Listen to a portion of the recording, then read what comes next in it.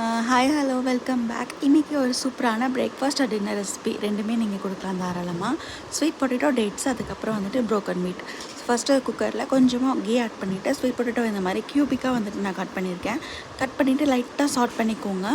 கொஞ்சமாக சாட் பண்ணதுக்கப்புறம் நான் வந்துட்டு ப்ரோக்கன் மீட் ஆட் பண்ணியிருக்கேன். பிகாஸ் அது நல்லா வெயிட் கெயின்க்கு இம்ப்ரூவ் ஆகும் பேபிஸ்க்கு.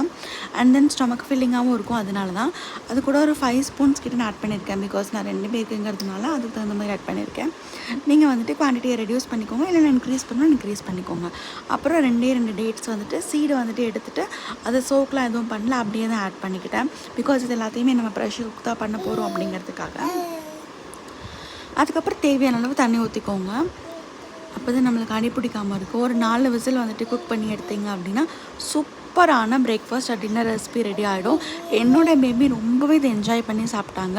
ரொம்ப ஸ்டொமக் ஃபில்லிங்காக இருந்துச்சு. ஒரு 3 to 4 hours வரைக்கும் அவங்க மில்க் எதுவுமே டிமாண்ட் பண்ணல.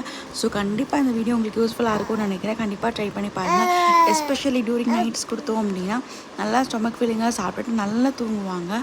இந்த வீடியோ உங்களுக்கு பிடிச்சிருக்குன்னு நினைக்கிறேன். பிடிச்சிருந்துச்சுன்னா கண்டிப்பாக like, share and subscribe. And என்னோடய இன்ஸ்டாகிராம் பேஜை நான் ஃபர்ஸ்ட் கமெண்ட்டில் வந்துட்டு பின் பண்ணுறேன். ஃபாலோ பண்ணிவிட்டு செக் பண்ணி பாருங்கள். Tata, bye, see you.